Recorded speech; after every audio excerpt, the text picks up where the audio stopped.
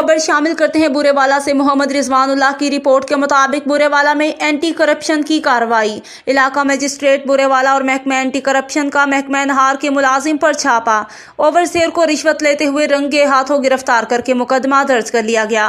बुरेवाला के नवाही गाँव 499 EB के किसान मोहम्मद इकबाल ने महकमा एंटी करप्शन को इत्तला दी कि महकमा नहार बुरेवाला का ओवरसेयर नहरी पानी के मोगा का साइज कम किया हुआ है और मोगा साइज को बहाल करने के लिए इससे रिश्वत तलब कर रहा है, जिस पर circle incharge anti corruption Shahid Naseer Wadaish ने इलाका मजिस्ट्रेट उमर बशीर की क़ियादत में पुलिस के हमरा छापा मारकर ओवरसेयर मोहम्मद नवाज को रंगे हाथों गिरफ्तार कर लिया।